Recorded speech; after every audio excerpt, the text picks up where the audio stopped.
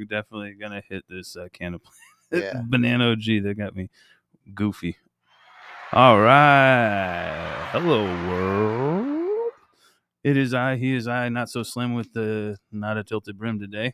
I am Ryan, aka Crownson's Corner from the Healing Chefs podcast. This is the Healing Chefs podcast. I'm not how you are. And today we have Scotty of Teaco Bio-Supply. Ooh, that was a little loud. All right. Hey, brother, thank you for coming in. We're excited to have you here today. We'll go ahead and go over. So our first segment is cannabis journey. It's all about like how you found cannabis yourself, and then we'll kind of go like how you like where you're at transitioning into now. Good call. Yeah. Awesome.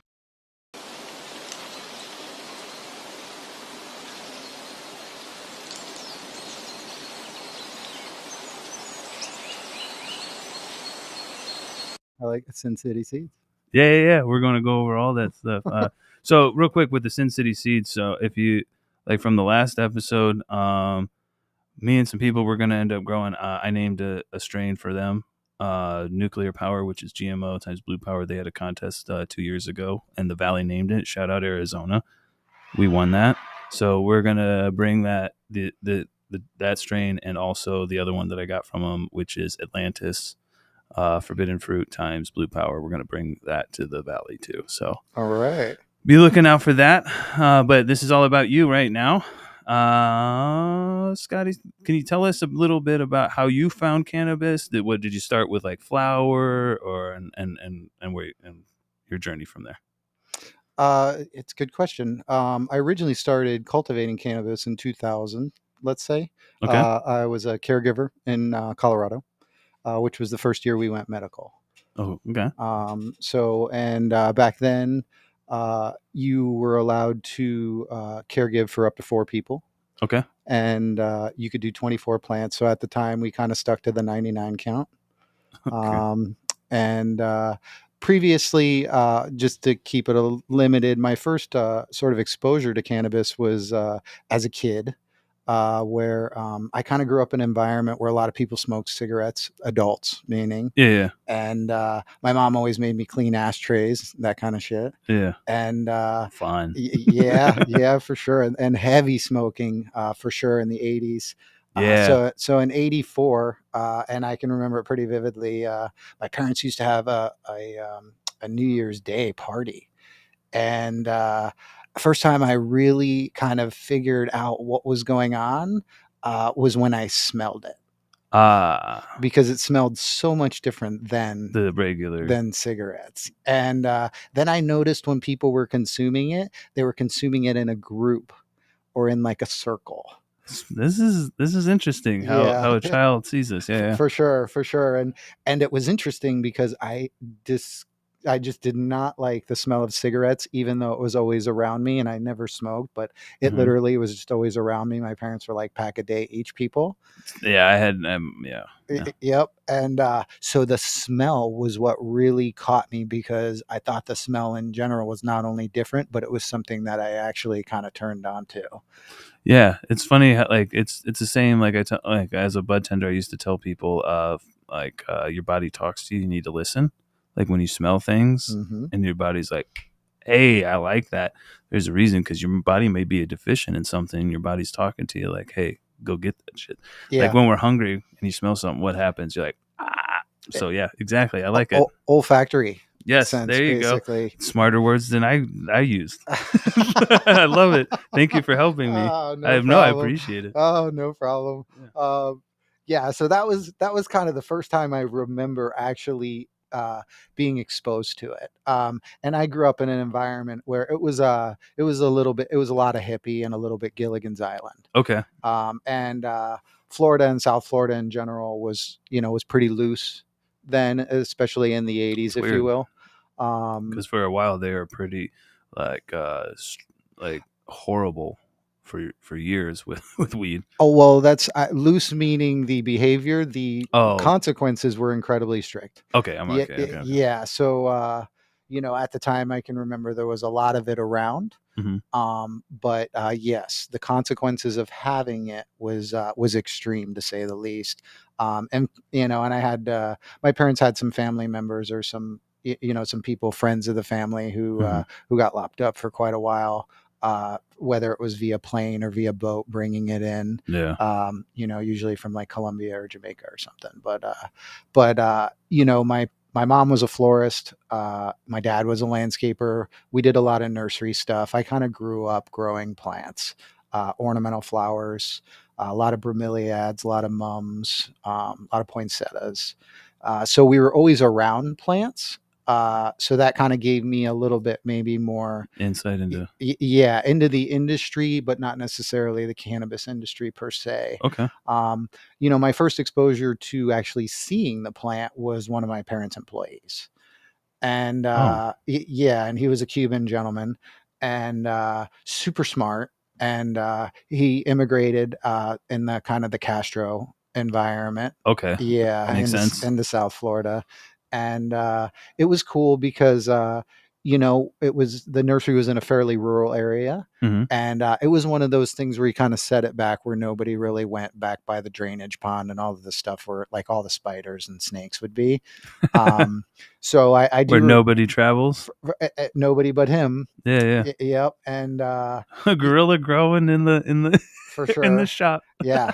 And for sure. And it was funny because it was, typical along a drainage ditch where it was like, it's not mine kind of thing. It's Yeah, just sort of in between.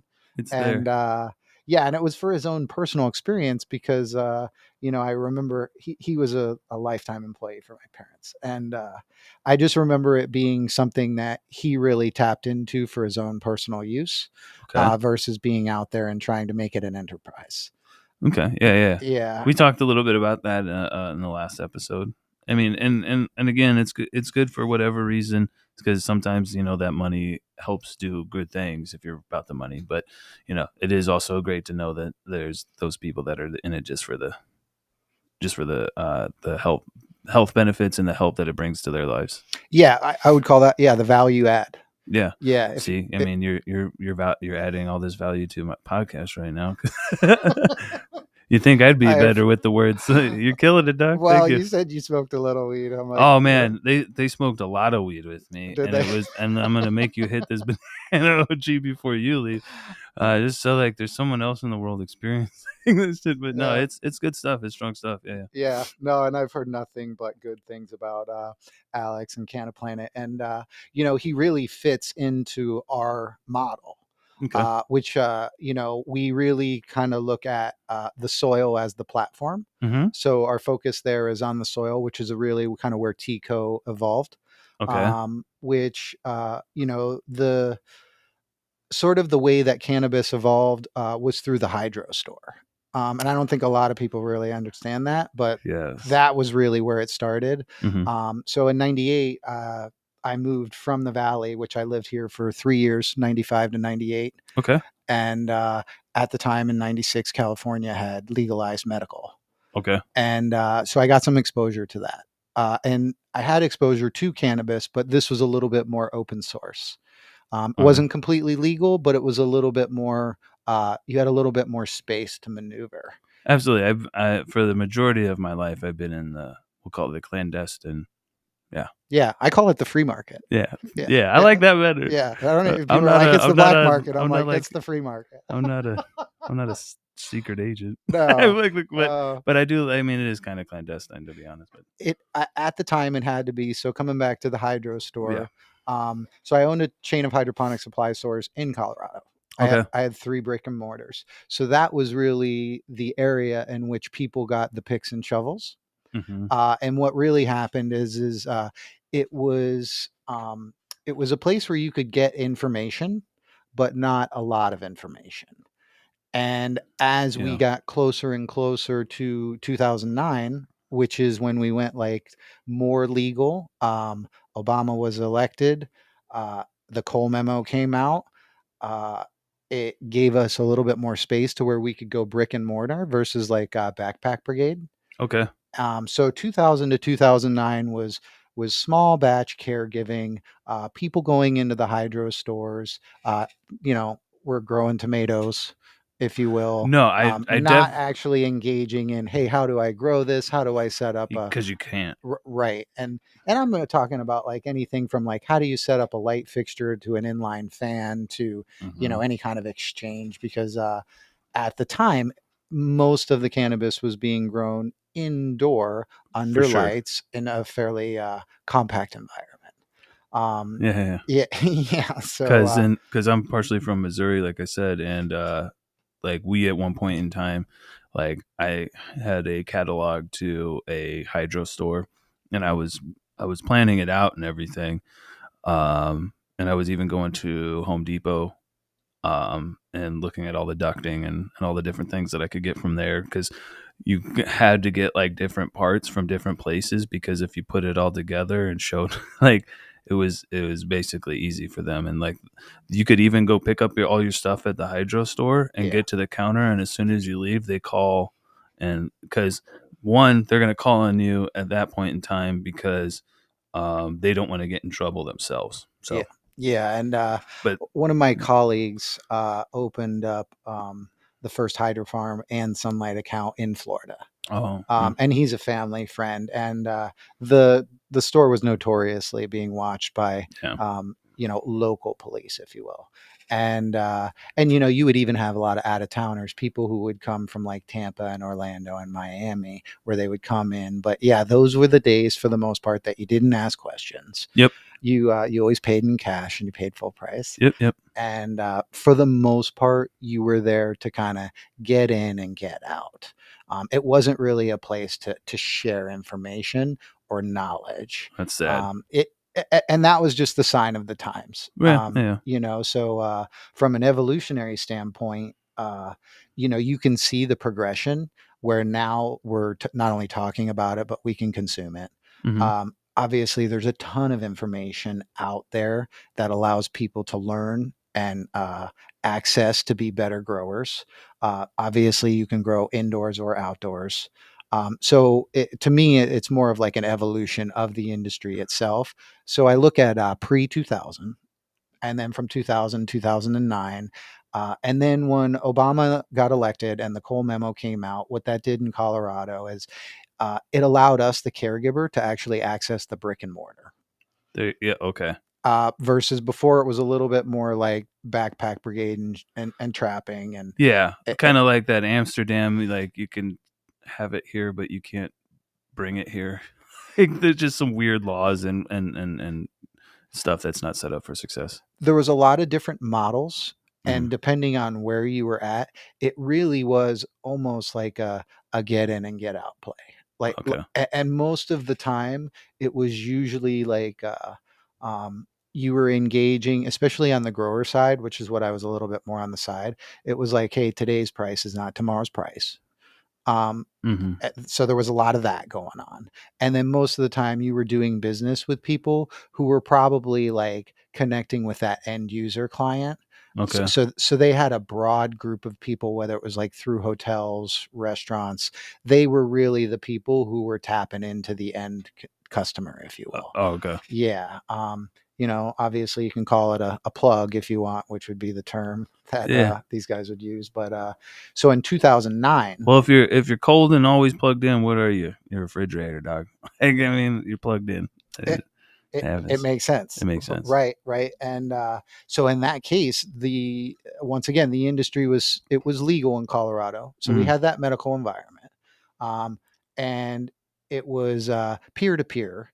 So after 2009, when that Cole memo came out, and Obama was just like, hey, we're not going to send in federal attorney generals to come into your store if you're opening up a brick and mortar. Hmm. It actually allowed the grower and the caregiver network to walk into the brick and mortar, which was really nice. Yeah. And it allowed the brick and mortar person to not only license up, but it allowed them to actually have an exchange at that point of sale. I like that. What do you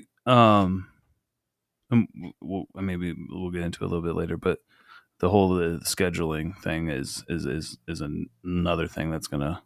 The Schedule 3. Yeah. because My they're packaging it. I don't know if you've seen it. They're packaging it as a way for people to be able to access banking and stuff like that. But I feel like it's going to cause more problems. I think they're like I think they're spinning it. you know, I think there's a lot of different interests involved. Okay. And I think even coming back to the comment and the topic is in Colorado, we went adult use in 2012. Hmm. And between 2009 and 2012, brick and mortar to adult use, Hmm. um, the participants changed a lot with regard to both the regulation and the ownership. So what you saw is in 2009 you saw a lot of people who were out of work. Okay. Yeah. Okay, and I can tell you there was a lot of industrial space for rent at very cheap prices. So you saw developers, small business people, attorneys, accountants, real estate people. Those people actually came into the business between 2009 and 2012, and most of those people had never been in the business pre 2009. Just because they had a lower in with like the spaces and stuff like that. Do you think it was just because of that? It was It's really just like a money, it just was a the money. risk, There's low risk. lower risk. Yeah, my bad. Yeah, so you had a lot of people out of work, Yeah, yeah. and you had an industry that gave a little bit of access and a little bit of license, sure, and which made the risk palatable. Okay. And then more importantly is a lot of them started moving into that space and filling that void. And coming back to your comment with Schedule 3, after 2012, we saw a lot of the associations and the legal people come in. Yeah. And I won't go too far into it, but I was actually an original donor or investor into some of those sort of associations, MIG, Marijuana Industry Group, which Okay. was basically created by two lawyers, um, people who were writing or helping write legislation. Yeah, I Of mean, on we got a the big one out here right now. so once people who are in law and regulation get involved, which coming back to this Schedule 3 thing, things get a little bit Weird. yeah, they get a little convoluted because there's Yes. a lot of different interests.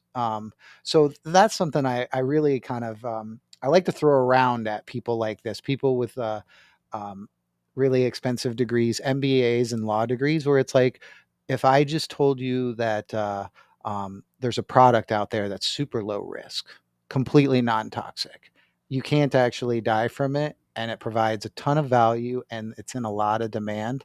What would you do? And most of them would usually drive towards that. We'll let the free market decide. Less government regulation, Hmm. um, less intervention in small business. Oh yeah, of course. Right. Yeah, So, we're a small business. Don't look at who owns us. Schedule 3, I see it as I see a combination as a special interest play. Hmm. So those who are creating and making and writing the laws are being influenced by those who get benefited the most and have the ability to pay for that representation. And I think it's a real wake up call for cannabis, because I think there's a lot of people in cannabis who think they have or had that access. And Yeah. all of a sudden there was a fish or a shark that was a lot bigger than them. And that's really where I think a lot of people are looking at it from the old school environment Hmm. versus perhaps the the new groups of people who want to, and I can tell you who they are. They're big tobacco. Yeah. Well, yeah. They've They're they've big. been holding they've been holding land forever They're for it. big pharma, Yeah. They don't want you to heal. Yeah. big food, Hmm. and big alcohol. So when you look at that, FDA's a lie. well, it's captured, right? And the idea is it's like, hey, we're not picking on you guys. We're just basically presenting the facts. Well, I mean, the FDA and the all that, the DEA and all that stuff they're all like slush funds. So basically, I don't. I'm serious. I'm a veteran, and Uh, I'll talk. yeah, They're literally all slush funds for them because I don't know if you guys know this, but politicians can make money off of patents. of course. Okay, so what they do is they talk to their buddies, and then they push a patent through or whatever the money that they got, and say and package it as healthy or good for the American people and whatnot and so forth. But all they are cashing in. That's why you have some politicians with so much damn money. Like and they're just paying each other and stuff like that. That's the biggest problem we have going on right now, I think. Well, Well, I mean, there's so many problems. and right. So that being said, is coming back to those problems. The way that I really describe the cannabis plant Yeah. and the market is very, very low risk. Mm, And that's something makes sense. I don't think the cannabis community really promotes that quite as much as they should, because there's a lot of value in that. Being a low risk substance, being a low risk, wherever you look at it in the industry compared to what is already there, whether it's a Tylenol or a bottle of vodka, at the end of the day, we have the data. Shoot, chocolate, Sugar, sugar. yeah, corn fructose. Yeah, So the idea is that we probably should be in this, I do say this a lot, is we should be looking for equal treatment, not special treatment. I Because like that. yeah, because special treatment actually puts you in that category 3 or that schedule 3, and equal treatment would actually put you in avocados and tomatoes and bananas. Because Free market again. you got it. So there's a few different things going on there, because, and this is what I've personally seen, um, when it comes to that incentive structure, because there's different groups with different incentives. Correct. Um, and I think that's a very scary place for people at the top, because they're not used to, perhaps the diversity of, or the value add of the feedstock, which Mm, I think this is really where you get into the nuts and bolts of cannabis as a whole. Because most people, or a lot of people, the focus is on even just like consuming it a certain way, whether it's smoking it or getting buzzed on it, but it's not very monolithic. It's actually incredibly dynamic. exactly. So that sort of dynamic nature of it makes it incredibly competitive and very low risk. So coming back to Teaco, the way we try to sort of describe this and utilize cannabis as like a catalyst to get people talking about soil, There you go. because soil is the platform. I mean, where you got to start? Where do you start? 95% of the Ground up. That's right. 95% of the things we eat and consume are directly affiliated or correlated to the soil. So, how we treat the soil actually is a representation or a foundation of how we treat ourselves, how we treat the environment, how we treat each other. So, that is where I really see a lot of opportunity, Yeah. and a lot of demand.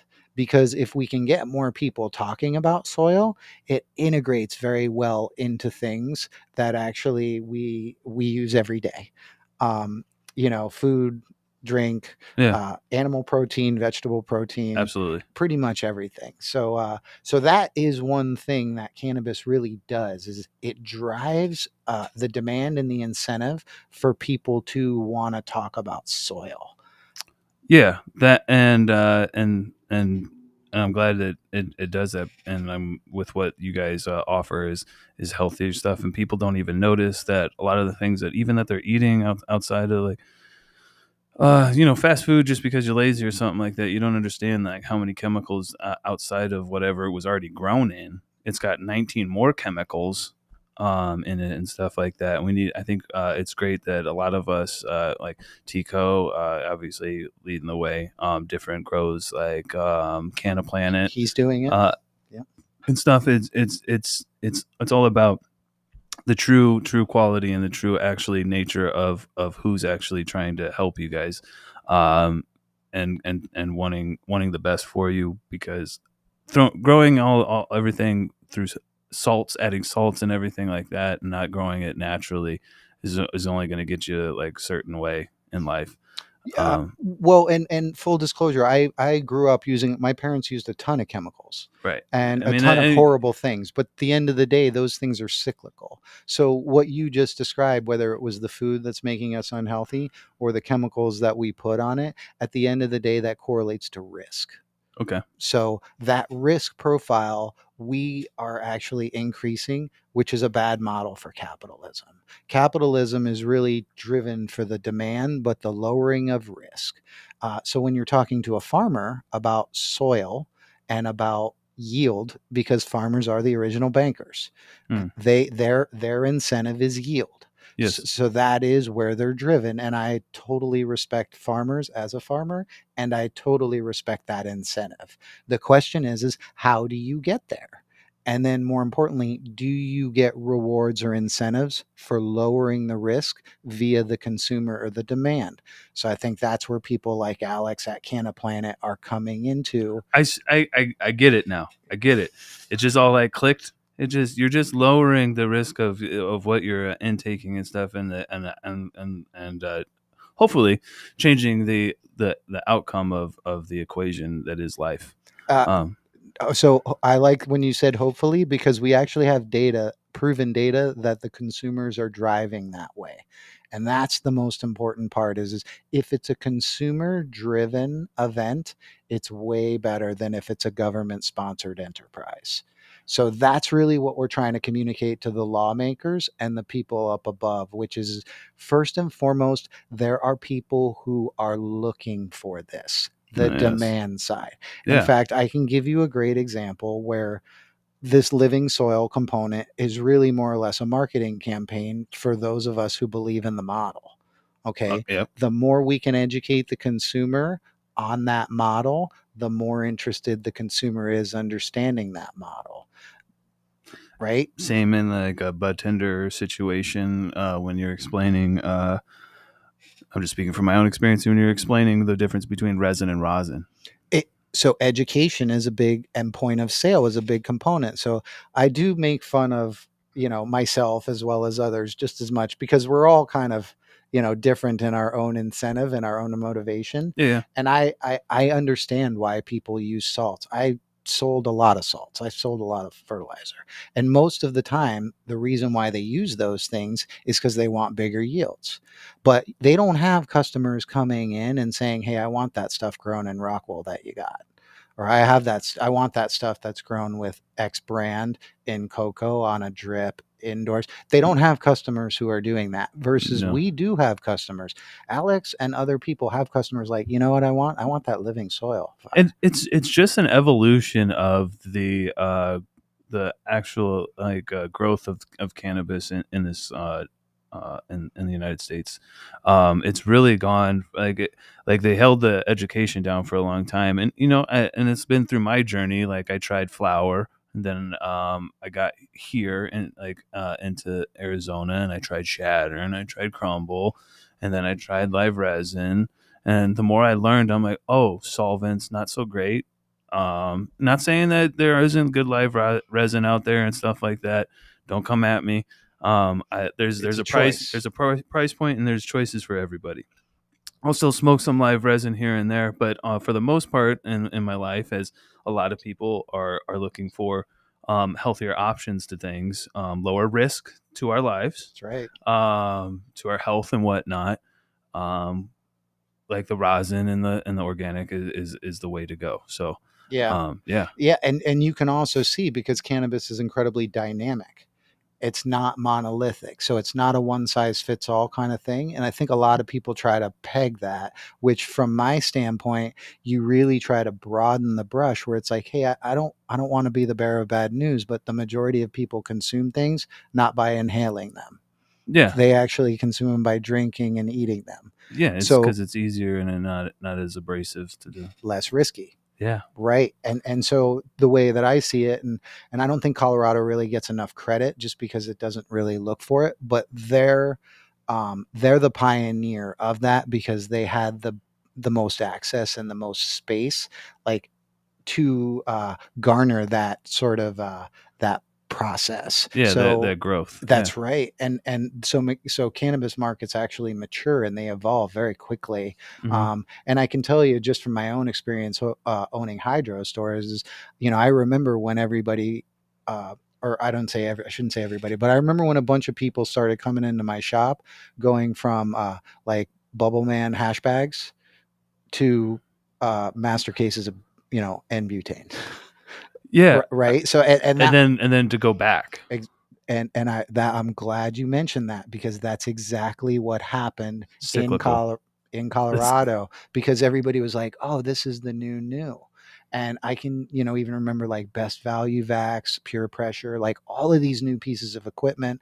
All of these Yeah, do you new, remember like dab vax? for sure, Like it CO was CO2 where it was extraction. like, or dab vax was this thing that you had like this bowl that didn't have a hole in it, but you had this tube that came off too, and then you heated that little glass straw up, and you would be hitting your piece, and then you put the straw in there, and then the vapor actually goes through the straw and through everything and through there. Is like there's so many different things that have come through. Right, and then you have like something like the volcano, Yeah, volcano. which is one of my favorite ways to consume it, and it's raw flour, and we were using the volcano in the early 2000s. Yeah, So that's kind of the thing is that me, you, the consumers, we evolve, we change, our yeah. tastes change, but the idea is if we can manage and gain access and recognize that, that the risk profile is Mm-hmm. fairly low compared to all of the other things we consume, it's really giving us, the cannabis community, an advantage. And I would suggest most people, even if they don't actually consume cannabis, that's something they can get behind. Yeah, and I think it brings a lot more attention to the other things that you got going on in life too. So there, So you it's start looking at integrating. the risk of everything. The food is where we get most of our risk, and I would suggest even the sugar. So these are Yes. two things where we can actually, via the data, show and demonstrate that these two things are actually more risky and more dangerous to humans than something like cannabis would be. And you have like, but you also have stuff that they're pushing a lot nowadays, which is weird, and I'm have a problem with it myself. Is this one, the energy drinks, but the sugar free stuff. I just saw recently that they have sugar free like Reese's coming out, and or I mean they're already out, and that's aspartame again. Yeah, Aspartame's horrible for you. I know. My grandparents were diabetic, yeah, so that's all I want to drink yeah. because everything else tastes like syrup to me. But it's all poison. But yeah, I got Well, to get off of all of it. you can see it's coming from the manufacturer of the mill, not necessarily the ground.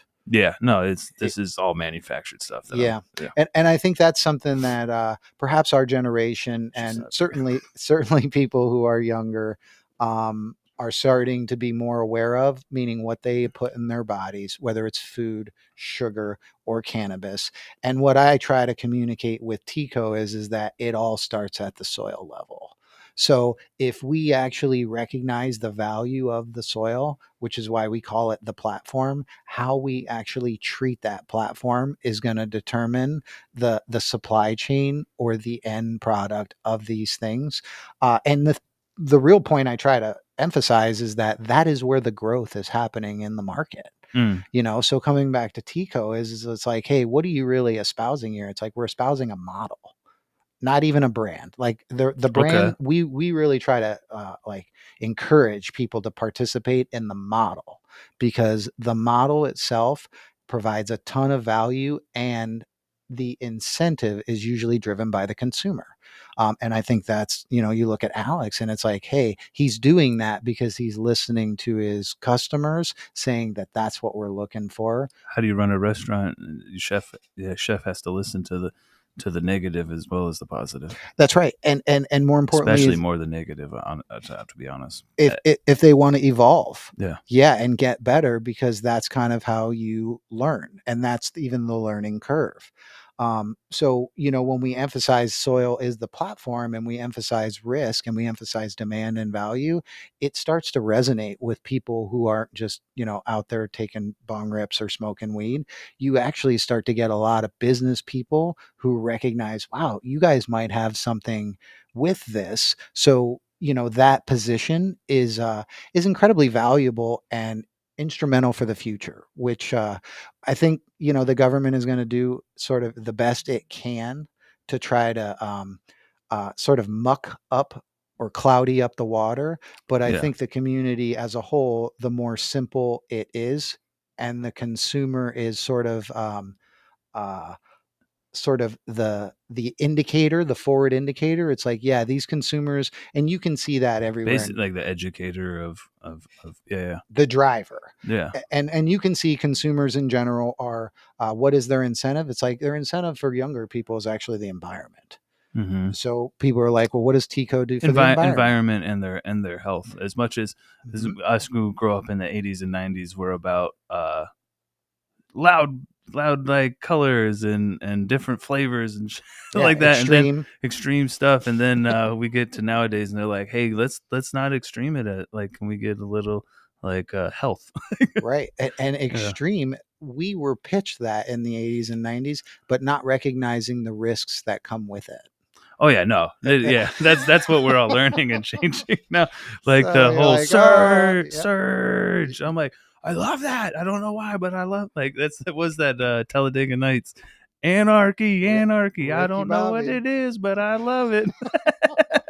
That was us in the 80s and 90s. It is. So you can see, I like to say, bacon is actually pork belly. Just ask the person who knows what a pork belly is Yeah. versus a piece of bacon. Bacon drives people to want to eat. Pork bellies drive people to not. So it's really a marketing thing. I love that. Because It really is. It's yeah, just how you is really how you package everything. Real quick though, we're gonna jump into the segment, and then we're gonna have to jump real quick into our break. But the next segment is Trip Tales. I don't know if you've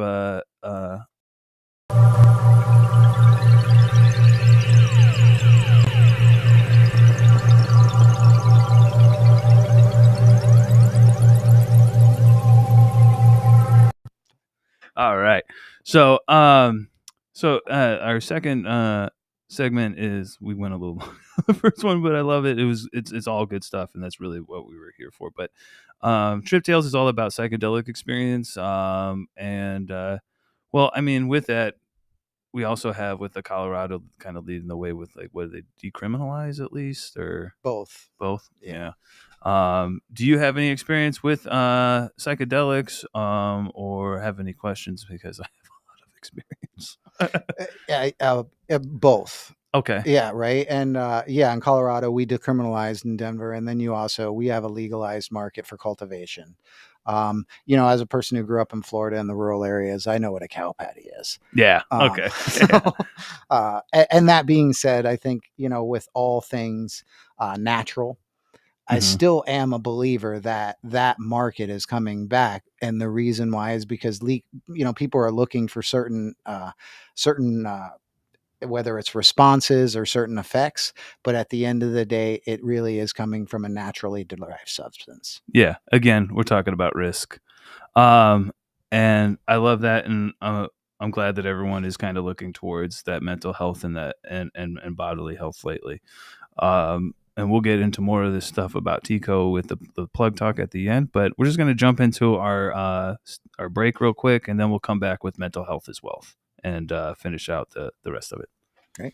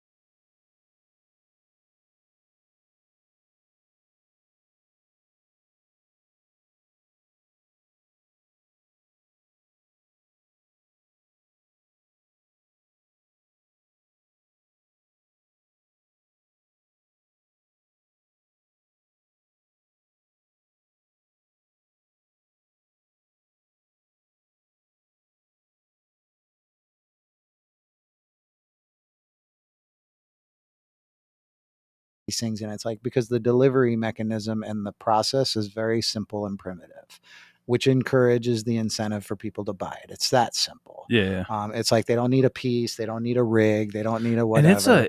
and we're gonna jump into the plug talks here real quick, but it's just like a feeling though when you're in a dispo or something. I've been there before where you're like kind of enchanted a little bit when you're in the dispo and you see these things and like people are like 7 pre-rolls for $10 and they just go crazy and buy them and stuff, and then they get home and they realize they were just kind of excited about the whole like delivery mechanism and stuff that they didn't have to do, but then they're like, man, I wish I kind of would have done it myself.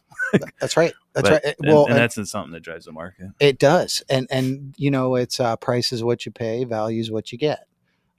So and people don't understand that. People want like the Walmart of weed nowadays, and like one of the things that hurt my heart, and you know, to each their own, but when I was a bud tender, that kind of hurt my heart is when they would come in and ask, I just want the highest THC. Like, okay, have you ever walked into a bar and gone, hey, bartender, I don't care what it tastes like or whatever. give me the Everclear. Give me the fucking Everclear. Yeah, can I have Everclear? Can I have Everclear straight? On ice? No one ever did that. So, right. Like, so that's a learning curve. You know, education. Try to educate yourselves. If you just still want the high THC and that's you, I still love you. Do your thing, but maybe try something else. You don't really see that as much in the data in a place like Colorado. And I still think, you know, for a market to really season out, it usually takes 3 to 5 years. In Arizona, we're not really there yet. No, I mean, we're still a fledgling compared to Colorado, definitely California.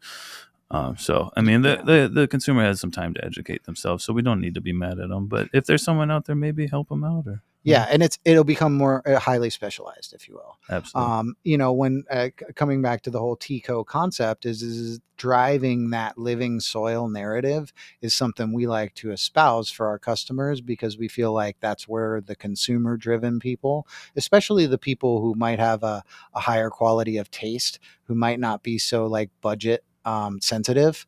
And I think there are certain people who really kind of tap into that demand. Mm-hmm. And I do believe the consumption lounge, because I'm familiar with the New Mexico market, you can see the consumption lounge is a great place for people to learn what they're looking for. Right. Like the High Lounge does a great job at that. Real quick though, let's go ahead and play that plug talk and we'll get into more of the business and close it all out. Yeah.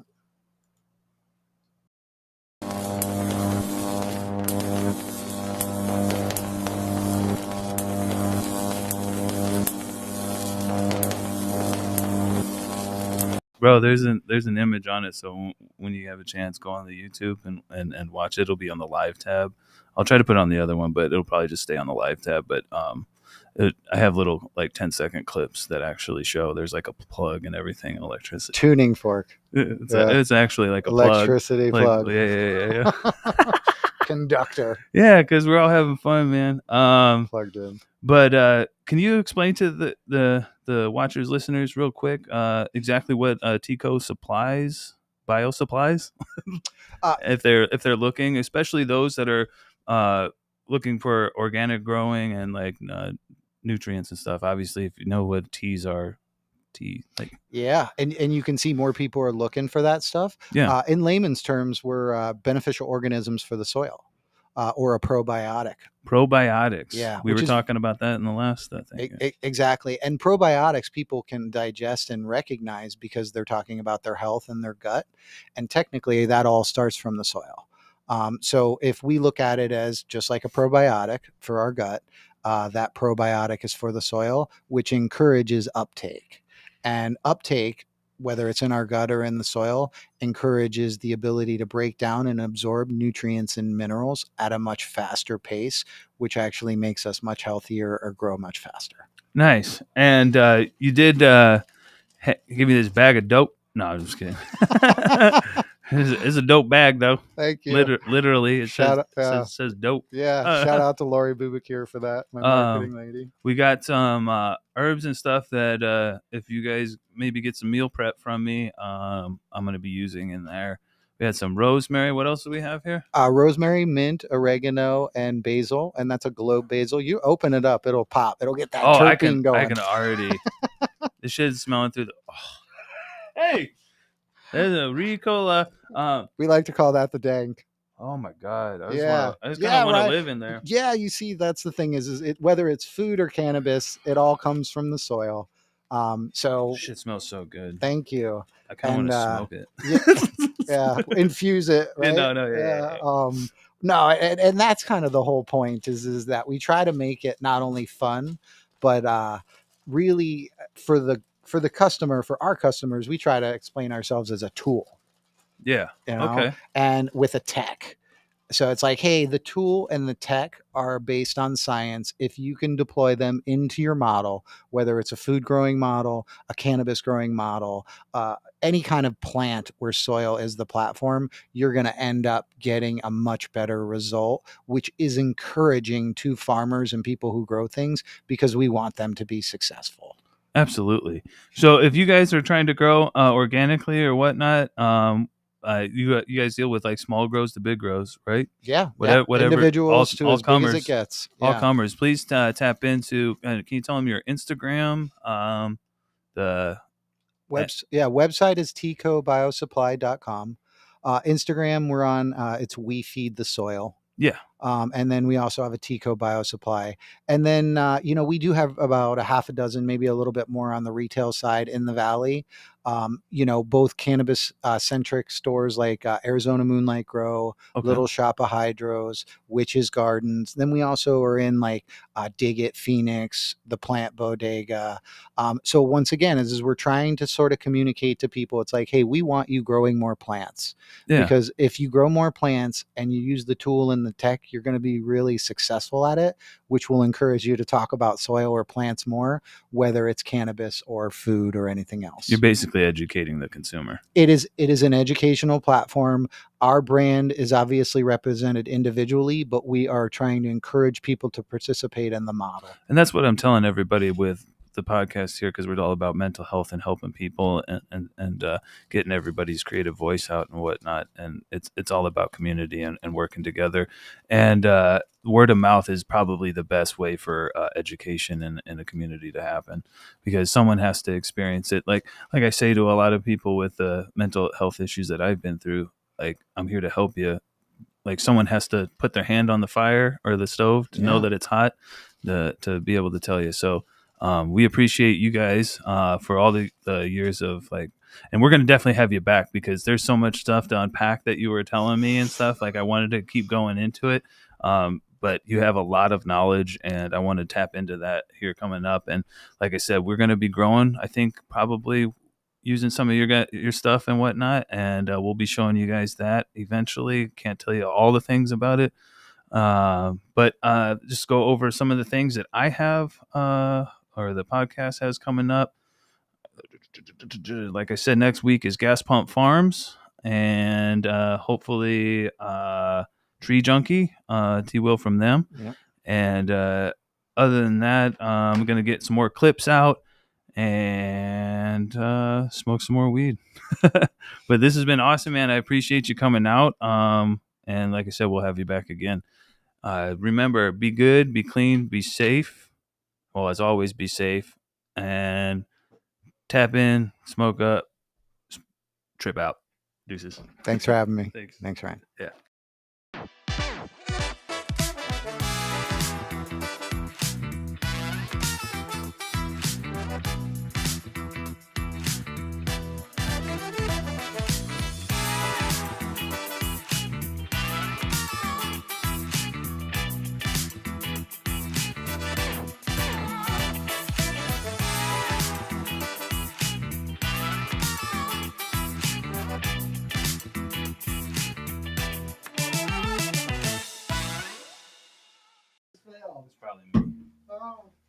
So funny. I was saying Nathan this morning. I was out at Project Roots, and I was out at Project Roots. I'm like, you want to see the most complicated tech on the farm? I'm like,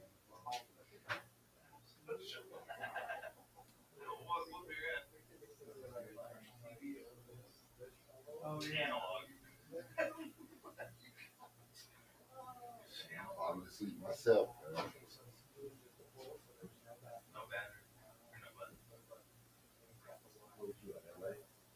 Yeah, I was.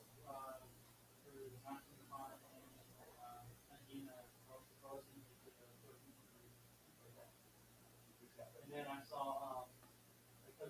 they want more of a mechanical music, but like on the front end, but more like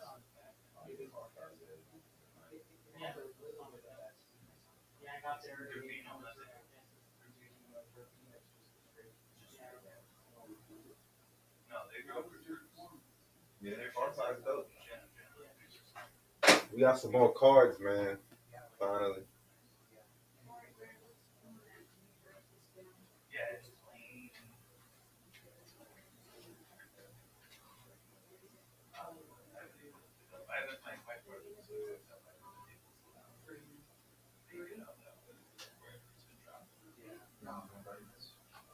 You want it again? All right, let's take this picture. It was definitely, yeah, it had that slap.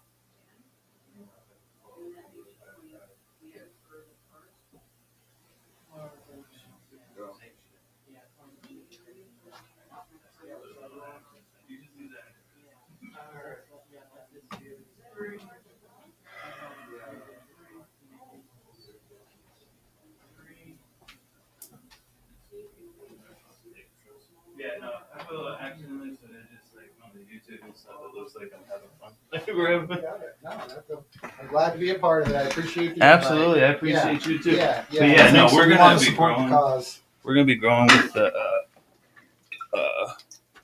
Matter of fact, speaking of which, support the cause. You want that? Take that. Thank you. No, I appreciate your support. Yeah, no supporting problem. me. I was gonna say, your first bag when you go plant, or even if you want to just